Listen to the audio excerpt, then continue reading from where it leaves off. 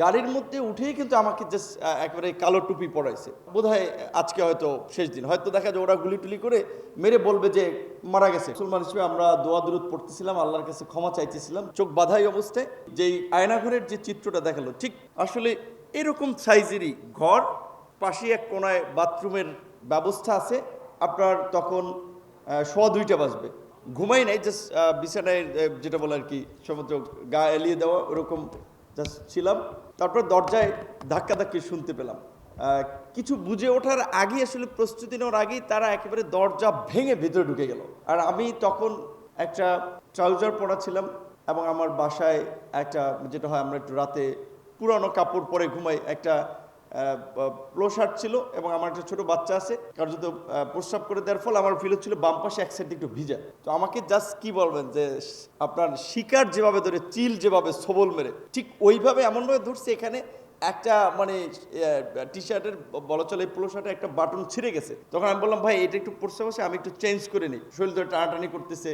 তখন আমি তাদের সান্ত্বনা দেওয়ার চেষ্টা করলাম যে আসলে কিছু হবে না, ওরা নিবেই, সো বি ইজি। এখান থেকে টানা হেঁচড়া করে বাসার নিচ পর্যন্ত আমি জুতা পরে বলছি আমি জুতাটা পরে নিই। খুব রাব ভাষা, অনেকে যেটা বলছে খুব বলার মতো না, খুব জুতাও পরার সুযোগ দেয় না, এক প্রকারের টেনে আসলে জাস্ট নিচে নামালো।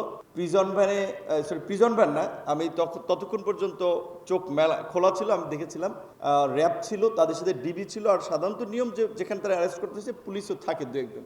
গাড়ির মধ্যে উঠেই কিন্তু আমাকে জাস্ট একেবারে কালো টুপি পরাইছে। তখন আসলে আমার তো এই ধরনের এক্সপিরিয়েন্স হয় নাই। তখন আমি ভেবেই নিয়েছিলাম যে এমনি এই ধরনের পরিস্থিতি বিভিন্ন জায়গায়, বিল্ডিংয়ের ছাদ থেকে গুলি লেগে মানুষ মরছে, সো বোধহয় আজকে হয়তো শেষ দিন। হয়তো সব মশার বিরুদ্ধে সুরক্ষা দিতে এলো বসুন্ধরা এক্সট্রিম অ্যারোসল, মশার বিরুদ্ধে এক্সট্রিম সুরক্ষা। তো দেখা যায় ওরা গুলি টুলি করে মেরে বলবে যে মারা গেছে কোনোভাবে, কারণ ওই সময় তো টেলিভিশন পত্র পত্রিকায় তারা যেভাবে বয়ান বা ন্যারেটিভ দিবে ওইভাবে তারা লিখবে।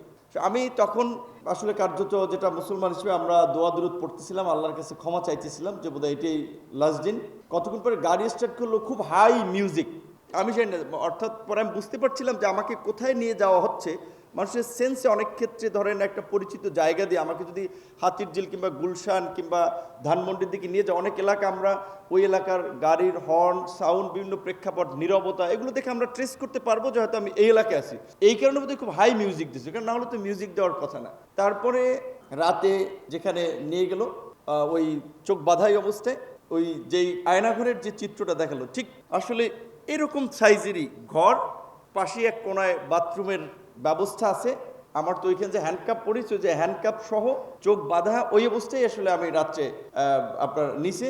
তারপরে কখন যে দিন হয়েছে আর কখন যে রাত হয়েছে সেটা কিছু জানি না, কিন্তু নেওয়ার পরেই আমাকে ওই জিজ্ঞাসাবাদের জন্য চেয়ারে, এটা তো থানায় না, কিন্তু এটা ওই যে নিয়েছে, কোথায় নিয়েছে আমি জানি না, ওইখানেও খুব উচ্চ শব্দে আসলে অলওয়েজ আমার মনে হতো লাইক মেশিন চলতো, যেন বাইরের কোনো কিছু সম্পর্কে টের না পাওয়া যায়। তো ওইখানেই তারা পরে হ্যান্ডকাপ খুলে দিল, বলল যে ভাত দিয়েছিল একটু, সাথে একটু ভর্তা, একটা ডিম ভাজি, যে একটু খাও।